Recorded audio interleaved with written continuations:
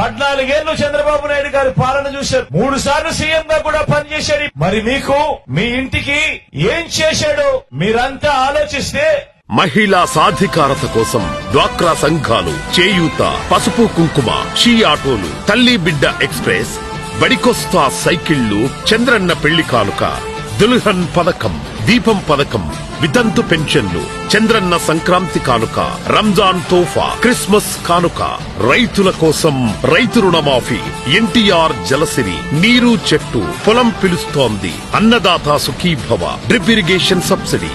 విభజన తర్వాత ఆంధ్రప్రదేశ్ లో యువత కోసం 38,000కు పైగా ఐటీ ఉద్యోగాలు. ఐటీ హబ్ గా విశాఖ, అనంతపురం జిల్లాల్లో కియా, చిత్తూరులో ఎలక్ట్రానిక్ పరిశ్రమలు, కర్నూలులో సౌర విద్యుత్ పరిశ్రమలు, విశాఖలో ఫార్మస్యూటికల్ పరిశ్రమలు, అంబేద్కర్ విదేశీ విద్యానిధి, బీసీ స్టడీ సర్కిల్స్, నెలకు 2,000 నిరుద్యోగ భృతి, fee reimbursement, Gnanabhoomi portal, VIT, SRM, అమృత విశ్వవిద్యాలయాలు, డిఎస్సి ద్వారా 17.6 ఉద్యోగాలు, పోలీస్ రిక్రూట్మెంట్లు, స్వయం ఉపాధి రుణాలు, యువతకు ఇన్నోవా కార్లు, పట్టిసీమ ఎత్తిపోతల, ఫీడర్ అంబులెన్సులు, పోలవరం 70% పూర్తి, గోదావరి కృష్ణా జలాల అనుసంధానం, ఎన్టీఆర్ గృహాలు, ఇంకా మరెన్నో. ఇది చంద్రబాబు పేరు చెప్తే గుర్తొచ్చేది.